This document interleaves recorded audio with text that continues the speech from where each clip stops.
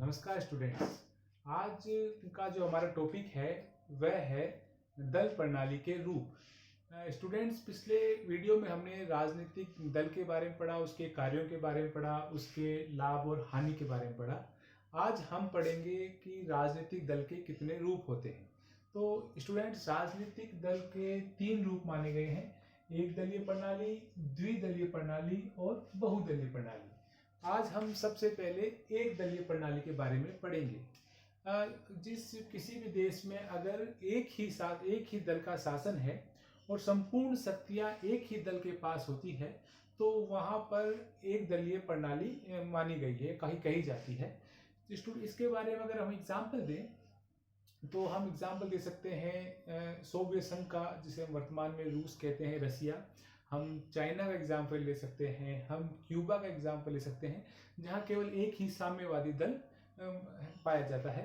इसके अलावा अगर हम पहले के टाइम का एग्जाम्पल लें तो हम जर्मनी का एग्जाम्पल लेते हैं, जहाँ पे हिटलर का केवल एक ही नाजी दल था। हम इटली का एग्जाम्पल ले सकते हैं, जहाँ मुसोलिनी का फासिस्ट दल था।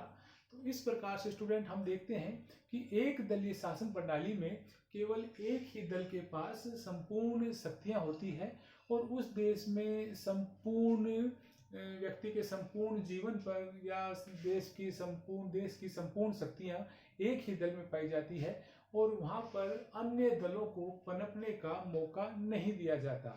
अगर कोई अन्य राजनीतिक दल बनाना चाहे या बनता है तो उसका बड़े ही उसके शक्ति के साथ उस राजनीतिक दल को दबा दिया जाता है, खत्म कर दिया जाता है। तो इस प्रकार हमने जाना कि जिस देश में केवल एक ही दल के पास संपूर्ण शक्ति होती है उसे एक दलीय प्रणाली कहते हैं। अब हम पढ़ेंगे कि इस एक दलीय प्रणाली के क्या फायदे हैं या क्या लाभ हैं। तो सबसे पहले हम पढ़ेंगे एक दलीय प्रणाली के लाभ, फायदे या गुण। तो जो सबसे बड़ा इसका जो फायदा है वो या गुण है वो है कि शासन कैसा होता है, सुदृढ़ शासन होता है। सरकार वो होती है बिल्कुल एकदम सुदृढ़ होती है, स्थिर होती है, बार बार सरकार बदलने का खतरा नहीं रहता।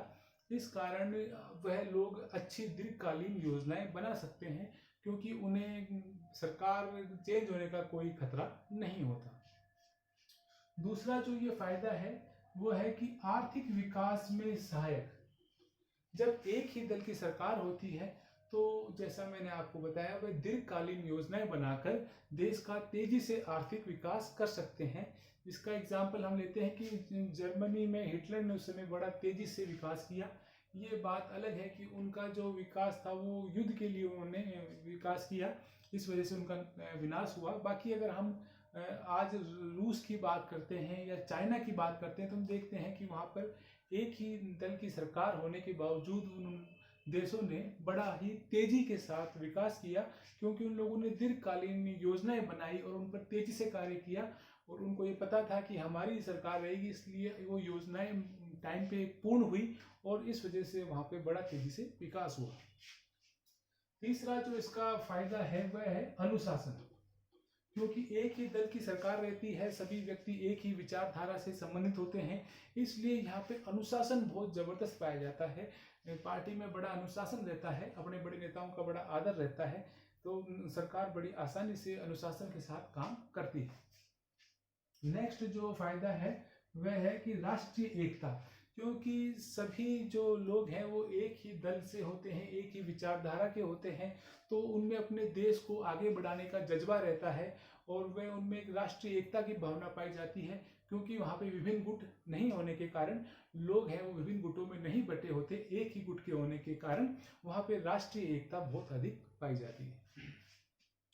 अब हम पढ़ेंगे कि भाई एक दलीय प्रणाली के दोष क्या क्या हैं, उनके क्या नुकसान हो सकते हैं। तो पहला जो नुकसान है वो है व्यक्तिगत स्वतंत्रता का लोप। तो सबसे बड़ा नुकसान है कि वहाँ पे व्यक्तिगत स्वतंत्रता नहीं पाई जाती।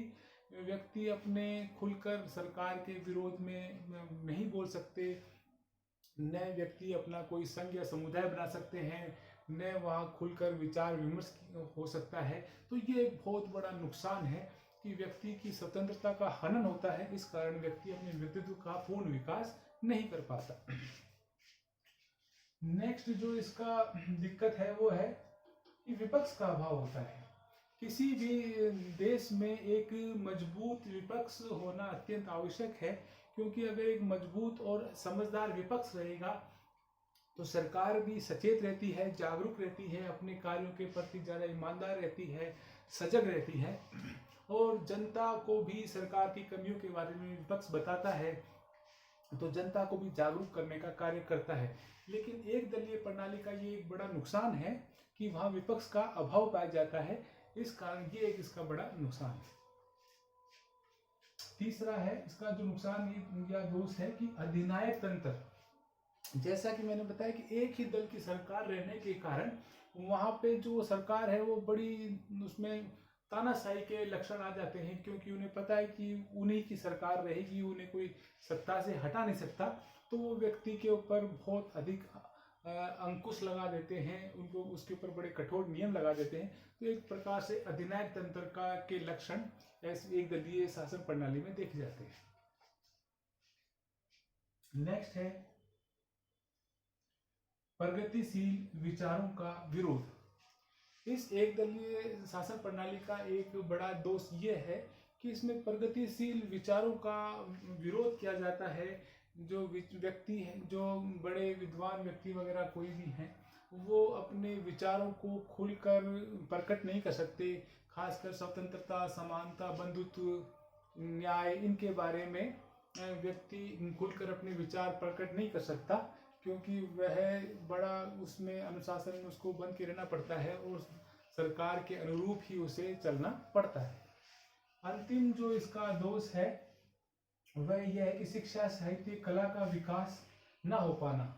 ये भी इसमें एक बड़ी समस्या है कि इसमें कि व्यक्तियों के, मैंने जैसे बताया कि उनके प्रगतिशील विचार भी, इसके अंदर विचारों का विरोध किया जाता है, साहित्य का और कला का विरोध किया जाता है, तो इनके साहित्य, कला, शिक्षा आदि का भी इतना विकास नहीं हो पाता।